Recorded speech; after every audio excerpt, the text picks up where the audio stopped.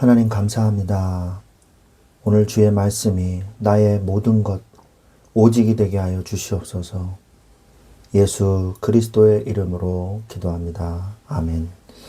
네, 오늘 하나님의 말씀은 시편 37편 2절로 3절 말씀 보도록 하겠습니다. 시편 37편 2절로 3절 말씀입니다.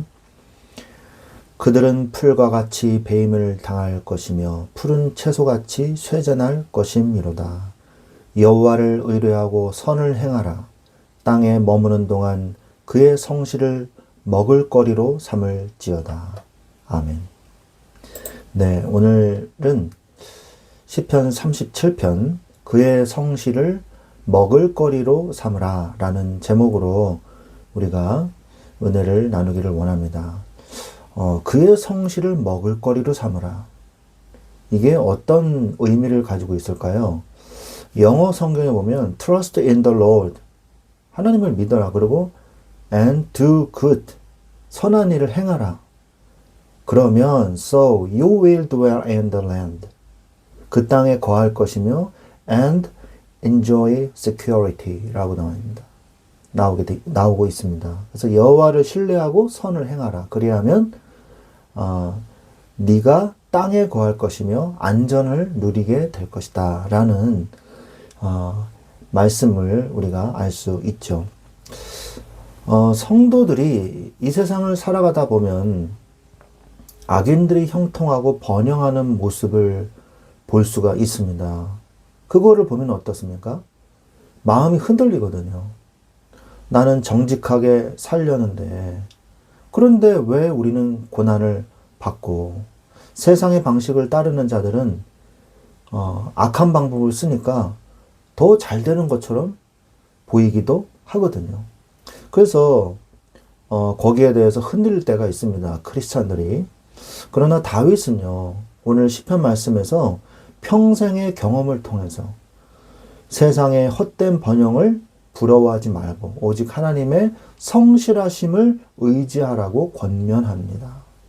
오늘 말씀을 통해서 세상의 방식이 아닌 하나님의 자녀다운 믿음의 방식을 굳게 붙잡고 하나님께서 결국 누가 승리하게 하시는가, 누가 복받게 하시는가를 보는 증인이 되는 여러분들이 되시기를 우리 주 예수 그리스도의 이름으로 축원드립니다. 하나님께서는 분명히 말씀하고 계십니다. 선을 행하라. 하나님을 믿고 선을 행하라. 악한 자들의 방법으로 살려고 하지 마라. 이 말이죠. 그런 사람은 어떻게 됩니까? 하나님께서 그를 땅에 거하게 하시며 안전을 누리게 하신다. 하나님이 약속한 땅에 거하게 하시고 안전을 누리게 하신다는 거예요. 하나님께서는 하나님의 자녀들을 어떻게 축복하십니까?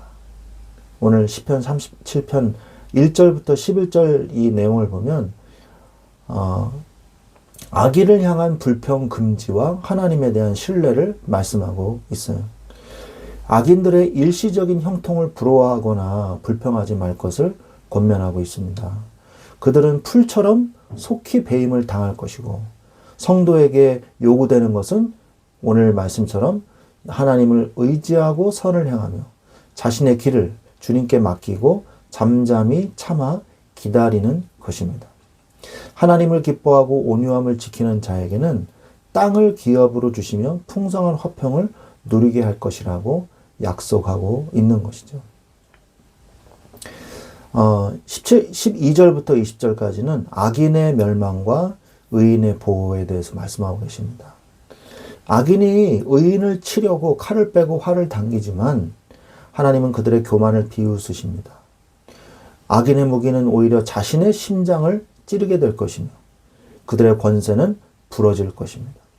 반면 하나님은 의인의 날을 아시며 환난 때에도 그들을 부끄럽게 하지 않으시고 기근에도 풍족하게 하시며 그러나 반대로 악인은 여호와의 원수가 되어 연기처럼 완전히 사라지게 될 것입니다. 21절부터 31절까지는 의인의 형통과 하나님의 인도하심이에요. 악인은 꾸고 갚지 않으나 의인은 은혜를 베풀고 나누어주는 넉넉함이 있습니다. 하나님은 의인의 걸음을 정하시고 그 길을 기뻐하시며 넘어질지라도 아주 엎드러지지 않게 그분의 손으로 강하게 붙드시죠. 다윗은 평생의 의인이 버림받거나 그 자손이 걸식함을 보지 못했다고 고백하고 있습니다. 의인의 마음에는 하나님의 법이 있어 그 걸음이 결코 실족하지 않는 것이죠. 32절부터 40절은 최후의 심판과 구원에 대해서 말씀하고 있습니다. 악인이 틈을 엿보아서 의인을 죽일 기회를 찾지만 하나님은 의인을 악인의 손에 버려두지 않으시고 결코 정죄하지 않는 것입니다. 의인들의 구원은 여호와께로부터 오며 환난 때에 든든한 요새가 되셔서 그들을 건지시는 것이죠. 이렇게 시편 37편의 말씀이 끝나게 됩니다. 우리가 좀 더 살펴보면요. 그럼 의인들은 어떻게 살아야 될 것인가? 어떤 삶의 자세를 가지고 우리가 인생을 살아갈 것인가에 대해서는 반드시 우리가 짚고 넘어가야 할 부분입니다. 얼렁뚱땅 그냥 넘어가면 안 돼요. 그러면 언젠가는 그 갈등이 다시 찾아오거든요. 세상 사람들과 같은 생활 방식으로 살지 말아야 합니다. 세상은요, 악한 방법으로 가는 사람들은요, 반드시 그 악한 방법에 따라서 망해요. 그게 하나님의 공의입니다. 하나님은 살아계시고 하나님의 공의는 지켜지기 때문입니다. 명심하십시오. 세상을 불평하고 시기할 필요가 없어요. 악인의 형통을 부러워하지 말라고 오늘 성경은 말씀하고 계십니다. 1절에 악을 행하는 자들 때문에 불평하지 말며 불의를 행하는 자들을 시기하지 마라. 여러분 자신을 한번 돌아보십시오. 내가 불평하는 것들이 이런 것들이 혹시 아니었는가? 왜 저들은 말이야 잘 되고 왜 나는 이렇게 힘들어? 그런 것으로 인해서 은근히 짜증내고 불평하는 그리스도인들이 사실은 많거든요. 그러면 어떻게 됩니까? 마음의 평안을 잃어버리게 돼 있어요. 그러면서 흔들리는 신앙이 되는 거죠. 악인의 번영은요, 오늘 말씀에 금세 사라진다고 말씀하고 계십니다. 풀과 같이 시들어 버릴 것이라고 얘기했고, 결국 궁극적으로 10절에 보니까 잠시 후에는 악인이 없어지리니 내가 그곳을 자세히 살필지라도 없으리로다. 대단한 것 같지만 금세 사라지는 게 악인의 부흥이에요. 우리가 그것을 가지고 이렇다 저렇다 말할 필요조차 없는 것입니다. 아, 악인이 부흥하고 있구나. 저들의 뿌리가 연약한 상태에서 높이 올라가면 올라갈수록 그 무너짐도 심히 크겠구나. 우리가 마태복음 7장에 모래사장 위에 집을 짓는 불신자들의 인생을 우리가 볼 수 있는 것입니다. 그러면 우리는 어떻게 살아야 될까요? 하나님을 믿음으로 살으라고 성경은 말씀하고 계십니다. 여호와를 믿고 선을 행하라 말씀하고 계세요. 하나님 앞에서 행하세요. 하나님 앞에서. 그러면 됩니다. 주님을 의뢰하라고 3절에 말씀하고 계시죠. 여호와를 의뢰하고 선을 행하라. 그 다음에 4절에 보니까 뭐라고 말씀하고 계십니까? 또 여호와를 기뻐하라. 그가 네 마음의 소원을 너에게 이루어 주시리로다. 너의 마음의 소원, 우리의 마음의 소원을 하나님이 이루어 주신다고 그랬어요. 결국 이기는 사람이 누구라는 거예요? 하나님을 믿는 사람들이라는 거예요. 여러분이 생각을 해보세요. 굉장히 화려하고 대단한 걸 잠깐 가지고 있다가 뺏기고 싶으십니까? 아니면 정말 좋은 것을 내가 오랫동안 갖고 싶으십니까? 이 차이밖에 없어요. 하나님을요, 기뻐하십시오. 하나님을 기뻐하십시오. 왜냐? 하나님 안에 모든 것이 다 들어있거든요. 하나님이 우리를 붙잡고 계십니다. 그렇기 때문에 우리가 하나님을 붙잡기만 하면 돼요. 하나님이 내 인생을 책임지십니다. 5절에 너의 길을 여호와께 맡기라 그랬어요. 그를 의지하면 그가 이루신다 그랬어요. 하나님께서 여러분의 인생을 이루어 주시는 것보다 더 좋은 건 없어요. 여러분의 인생을 이루려고 하지 마십시오. 그거보다 훨씬 더 편하고 좋은 방법이 있어요. 하나님이 내 인생을 이루어 주시면 돼요. 여러분이 걱정하지 마십시오. 걱정함으로 인해서 내 키가 자라거나 내가 할 수 있는 것이 없어요. 하나님은 정오의 빛같이, 정오가 낮 12시, 해가 가장 높이 뜨는 남중하는 때를 얘기하는 거 아닙니까? 그때의 빛같이 하나님께서 모든 곳에 하나님의 빛을 쏟아내심으로 공의를 실현시키겠다 말씀하고 계시는 거예요. 악인이 절대로 성공할 수 없습니다. 우리의 눈에 성공하는 것처럼 보인다 할지라도 결국 하나님의 자녀가 승리하는 것입니다. 절대로 잊지 마십시오. 눈에 보이는 게 전부가 아니에요. 그러면 오직 의인은 믿음으로 살아야 됩니다. 세상의 방식에 흔들리지 마십시오. 그들만의 세상의 방식이 있어요. 세상 사는 방식이. 그들은 하나님을 안 믿기 때문에 귀신의 힘이나 인간의 힘으로 몸부림칠 수밖에 없어요. 세상은 힘의 논리와 이기적인 욕망, 수단과 방법을 가리지 않는 경쟁의 생존 법칙을 삼으며 끊임없이 발버둥 칩니다.